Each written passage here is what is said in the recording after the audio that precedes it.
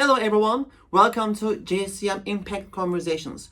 We are thrilled to be here because today we have something really important to discuss, alternatives. How to create alternative structures and alternative governance models that are inclusive, democratic and plural. What we are facing today is a leadership crisis. We have intertwined problems around cultural, social, economic, ecological, and social sustainability. But everything comes down to the concept of power. Who has the power and how the power holder uses or abuses the power. It is important to unpack the connections between businesses, supply networks, communities, but broader stakeholders. It is important to be critical and reflective about these connections and to build conversations to understand how to create those alternative systems, but also how to sustain them with the people, supply networks, stakeholders, and society at the heart of these democratic systems. I couldn't think of a better person than my friend and colleague, Dr. Marcus Gomes. Marcus is a change agent, and he has been doing so much to investigate, explain, and communicate the concept of critical management, alternative structures, and plural voices.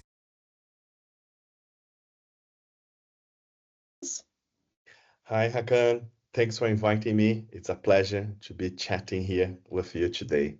Wonderful. My pleasure. So we will delve into the details, but I really appreciate you taking your time. At the moment, Marcus is in Brazil doing fantastic research, and we will talk about his wonderful body of research. But I also wanted to underline the reason, the purpose of this conversation today. We really need to challenge the underlying business assumptions, underlying supply chain assumptions, and we have to challenge the foundations of our thinking. And it comes down again to power and leadership and governance structures. So why I wanted to discuss alternatives with Marcus is because Marcus is a change agent, and Marcus is actually a quite important voice to bring inclusion and plural voices to the spotlight. Marcus is a great colleague and friend from Cardiff Business School. He is an associate professor at Cardiff Business School, and he is also co-chair of the critical management studies at Academy of Management. So his research, his messages, and his vision have so much to offer to us, the supply chain community. And now let's discuss our questions and let's start our brainstorm to understand how we can create and sustain this new alternative. Marcus, my first question to you. So again, thank you so much for your time. But in today's context, critical management studies are more important than ever. And we are also aware that supply chains are at the heart of so many different crises. And you always talk about this relationship between governance, business, and society. So I just wanted to understand how we can develop this critical thinking and critical understanding of business, governance, and societal structures. How can we elaborate this? Yeah, that's a very good question, Hakan. And again, thanks for inviting me. And I think that at the core of this question is a little bit what JSCM Impact Conversations is about. You should try to understand a little bit how our research can impact the world beyond our publications, beyond our career, beyond collecting the data and just us benefiting from it. I think we need and we have the responsibility to think about what we give back to the society. And I think that's also core of what is the public value mission of Cardiff Business School, that where we work, right? To think about not only with our research can produce profits, but also how we can change society for the better, produce social and environmental value that everyone can have a better life. And I see this discussion within my career, obviously, and the research that I do under the broad umbrella of critical management studies, CMS. And I see this a little bit. My school of thought started with the Frankfurt School, right? So the idea of emancipation. And I think that's a core idea for me and my research. And when we think about impact and thinking and discussing about Kant, the idea of sapere aude, dare to know, to push the boundaries of knowledge. And I think that's still true when we discuss about CMS and emancipation and social impact and environmental impact. We need to dare to challenge the systems that produce oppression, the systems that produce inequalities, the systems that produce environmental degradation. And to do that, we need to have an understanding of these different systems. I think most of our research in the management studies, and here including supply chain, we are always in our box, isn't it? You have your theory, you have your object, and there you go. Some people specialize their careers more in an object, a topic, others specialize more in a theory, but we end up losing this connection with the system. We end up losing what happens if we start to push for sustainability issues in an industry. What will happen with the labor issues? What will happen with the place where these operations happen? And I think that's why it's important to push more and more to this interdisciplinary research, where we get out of our boxes, either the object box or the theoretical box, and try to have these conversations. And I don't want to keep talking and not give us to have a conversation here, because that's the idea, is that it's in the topic. But I think it's important to think that, and I agree with you, I think CMS is more important than ever now, because the idea of emancipation is at the heart of what CMS is about, in my perspective. Is exactly to do that, to think how in our research, how with the knowledge that you are developing, we can change the world for the better. We can promote emancipation, right? We can promote and challenge these systems of oppression, and oppression here understood in a very broad way. And I think there is quite a lot of people, quite a lot of colleagues that do this kind of research, but they don't identify themselves as CMS scholars, and that's fine. But I think we need to start to think about, when you are doing research that are looking about these power relations, whatever power relations is, and you are worried about making a positive impact in our society, whatever theoretical lenses you use, whatever subject you use, I would argue that you probably are doing some sort of critical management studies type of research. Absolutely, because actually everything comes down to the purpose of the business, because the way you organize your business and then supply chains create consequences for the supply chain communities, for the society at large.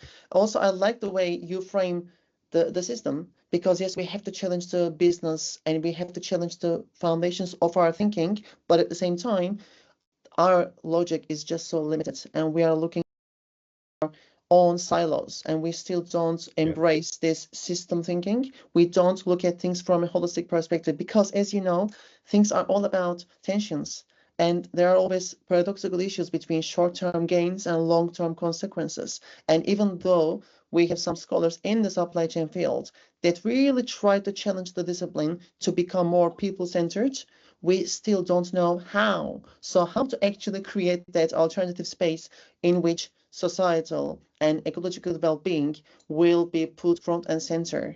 So then actually the business purpose can be more plural, a financial gain. Which brings me to my next question. In your research, you also do so much with local communities and farmers and lower tier suppliers, the way we call them in our discipline. So the community is actually doing the job and doing the real job at the system. So I want to understand one thing.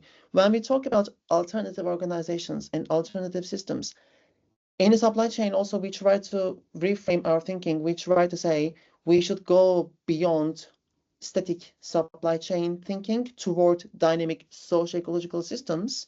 But again, how to make this more democratic and plural is a big question. So based on your experiences, I wanted to ask you, how can we create the systems, and how can these systems be plural and democratic and inclusive based on your ideas and own observations?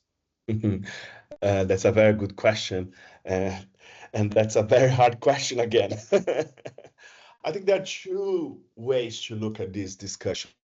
I think first one, I will talk about our role as academics, researchers, right? because if the systems that we are embedded, our careers are embedded, is not also geared toward looking toward social impact, environmental impact, and how we can go beyond the publication, the research in itself, like the end goal of the publication, the end goal of research, sorry, the publication, and start to value in this process the impact that you generate, how you create these links with communities, because this takes time. As doing interdisciplinary research is also developing trust, as is when you approach a community to start to discuss and get their insights of what is happening in their context. That takes time for you to understand and develop this trust. In our careers and the university system at large, we are so much geared toward publications as the main sole guide of our careers. And I think we need to start questioning that a little bit. I'm not saying that research is not important and publication is not important. I'm just saying, and I think there is a movement on that as well already, but I think we need to start to talk about our own systems that we are embedded and say we need to put value on this, because at the moment what I see is that, yeah, well, we value social impact. We're doing value for creating it, as you say in the UK, in the REF cycles, the research excellence framework, for those that are not from the UK that are listening here.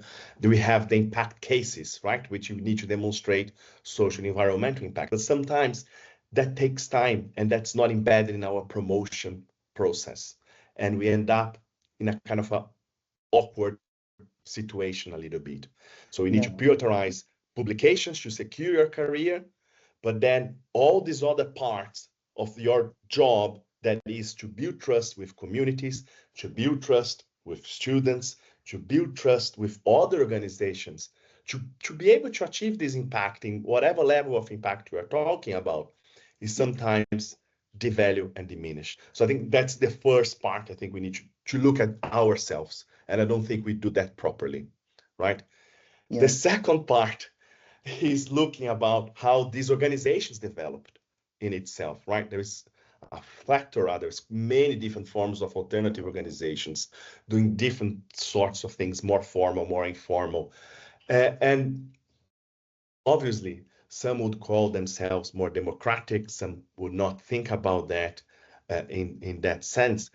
But we need to understand their context, how they emerged, what they are resisting for, right? Why they started to create these alternative routes. It's similar to social movements in that sense as well. So what they are challenging there, right? So as you mentioned, one of the research that we were talking about before that I've done, you look to the PGS, Participatory Guarantee System, which is an alternative certification scheme that is developed by farmers in Brazil for organic food. And they produced this because of the costs of the traditional private governance schemes. They couldn't afford that, but they were producing organic food. So they came together to try to create this participatory system where each other, the audit of each other productions, right? And that's what they were challenging in that context. But there are many other alternative forms of organization that do things different. So I think when you're trying to understand them and see what impact they are doing, we need to understand why they are emerged with that. I think that's the first question. Absolutely. And that puts then again the discussion on the system, isn't it? Because usually you start to organize something that is not mainstream, with some speech marks here on the word mainstream, they are pushing for some change, isn't it? Absolutely, 100%. And you underline some very important and inspirational points. Thank you very much. I just quickly summarize. Number one, investigations take time, but also we need to be in the field. We need to build relationships because trust brings loyalty, and loyalty brings originality because people open up.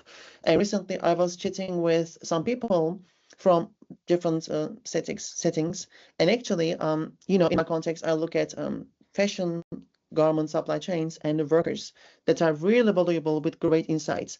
But what I'm told is many researchers treat them as subjects and workers feel threatened and they don't see the relationship. So then they just feel again the power issue. So when we go to the field, we are in a powerful position. So how can we challenge the power structures when we, as research community, channel the same behaviors? So I think it is very important to be inclusive, but to be kind with the act of empathy because we need to build research with our research participants. But I think this is a really mutual relationship.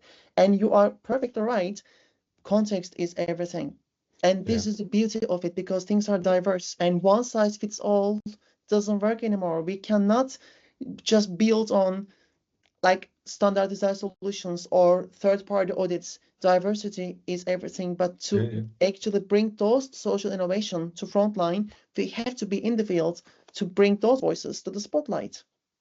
Yeah, and I think you brought in a very interesting point here is how we relate and create this relationship with those that we study, right?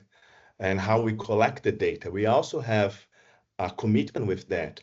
And a lot of the time, if not most of the time, the research is done. We go there, we extract the data with these participants. Look at the terms we use, isn't it? Participant, Yeah, researcher, isn't it? And we don't give back because we will take 3-4 years to publish a journal and will be in a language in a way that doesn't matter for them, that they will not even have access because they don't have subscriptions to the expensive journal walls, isn't it? So they absolutely. don't have access to that. So we need to think about how to we give back to them. And I do a lot of research with in mining, and some colleagues are looking and start to question that as well, specifically when there were some disasters Mhm. here in Brazil that everyone went there to study in all sorts of disciplines. And those, the victims of those disasters, start to say, why am I going to engage with you anymore? Because you, researcher, whatever discipline is, because you don't give back. You just Yes, come here, we become kind of a laboratory mice, rat in that sense. absolutely. So there is Absolutely. a question, ethical issue that we need to look at this and go again to the issue of our universities and our systems, isn't it? Because our ethical process is not considering that. The Mhm. ethical process as it is in most of universities are a checkbox of potential legal issues. Yeah, It's absolutely. not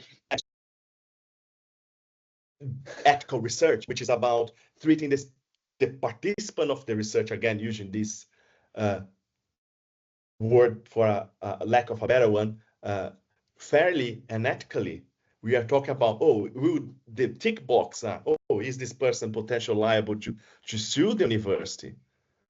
Right? And not even caring. You go to have an interview, you have 6-7 pages of participant information that they can grasp of it.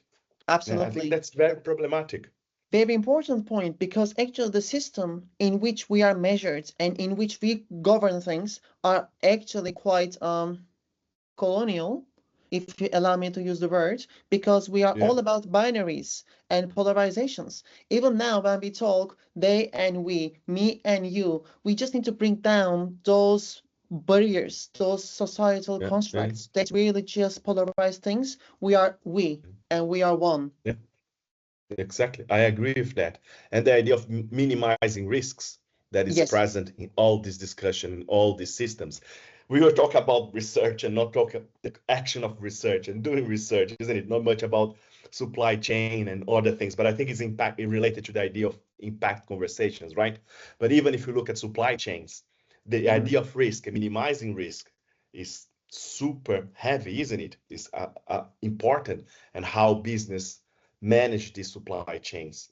But again, sometimes we don't look about the labor that are there, the conditions. We're just trying to minimize the impact, right? exactly. Some of my research look at that as well, looking how social movements were able to change business practices in the Brazilian meat industry, uh, playing around the idea of risk. when risk, and specifically financial risk, start to be a threat for that business, changes in the supply chain start to happen. And that shows that the managers of those big multinationals that's what they're carrying. They're not really looking about the impact that they're Exactly. causing these different places.